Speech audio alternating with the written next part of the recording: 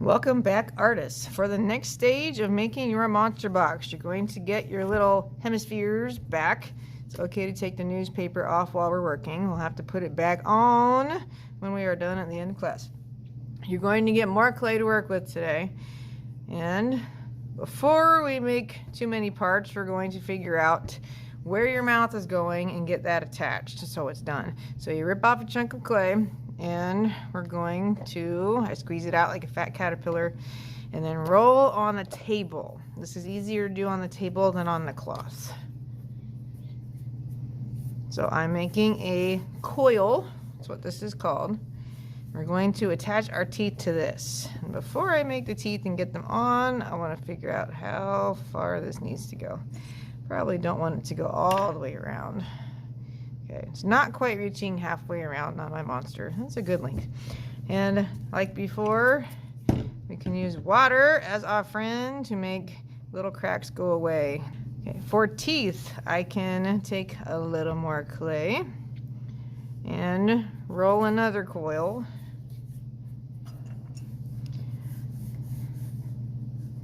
And I can use my loop tool, one side of it, to cut out little teeth for my monster. You can always change the shape with your fingers. So right now my teeth are kind of square. If you wanted your teeth to be pointy, you just pinch the ends of your clay a few times and flatten the bottom on one side. Then you have some beautiful pointy teeth, triangular teeth. I like my teeth the way they are, where they're square. I'm gonna get them a little wet with water to smooth things down. Before I put this on the monster, I'm going to use this stuff. It's called slip. It's very, very wet clay. Dip the toothbrush in it, and I'm just gonna brush across this whole inside piece.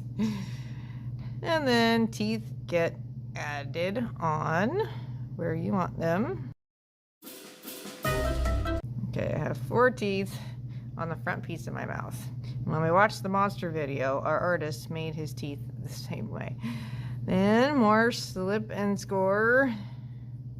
Scoring and adding slip. I'm going to put my teeth on here. Notice I did not put it on top of the lip. That's what this is called. This is the lip on your little pot. I put it beside it, pressing firmly.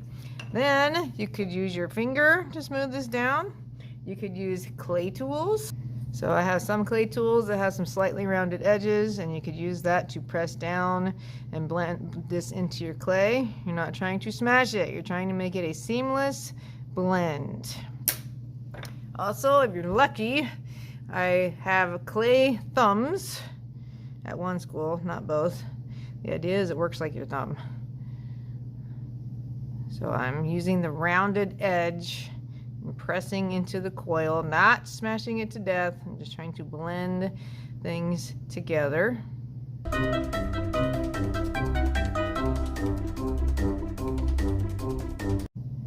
If you need to help you in the smoothing process, you can use a sponge like we did before, where you get it wet, squeeze it out over the bowl, and then you can sponge it to smooth out that area where you join things.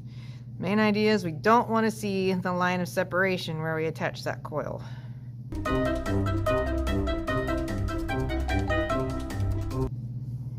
I mentioned that little word texture. I want to see texture on your monsters, either texture created by pressing in the clay or by changing how you shape the clay itself. So what I did here is I rolled out a couple really skinny coils, and I want to use them to make horns. So I'm going to press these together and then twist the clay. This works best with wet clay. That's why I squirted this first. Take that loop tool, cut. So that's the length of my first horn. Got some minor cracking, so I'm going to get it wet and rub. I could also gently sponge it to get rid of those cracks. When you're ready to attach pieces, you don't just stick them on, in case you haven't figured that out. Slip, score. So use the toothbrush, make sure you're scratching the clay. It's also helpful to scratch the piece you're adding on. Make sure it's nice and flat, and press firmly to attach. Then you can always wipe away the extras on your project.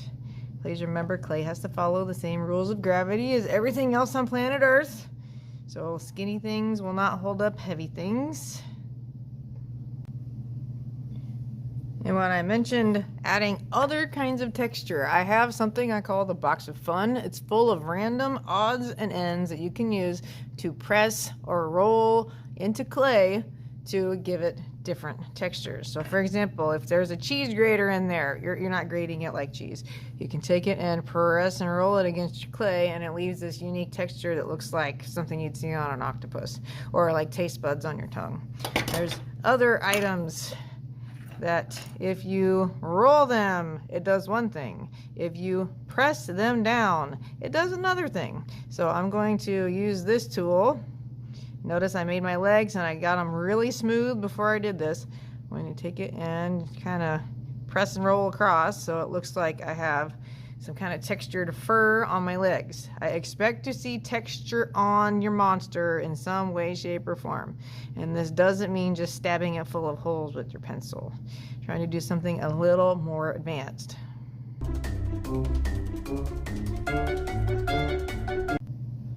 When you think you are all done adding parts and textures to your monster, make sure your name is still legible on the bottom of your project. If it's not, we need to fix that. And I'm going to lay my newspaper here. I'm not setting it up on top of my teeth. And if you have an overbite monster, same thing, just watch where you set it. The newspaper is to keep the top and the bottom from sticking together during the drying process. So I'm laying the newspaper on there. Setting this on, making sure that the top and the teeth work together. Because once it dries, that's it. You can't change anything. Then this is going to go on the shelf to dry.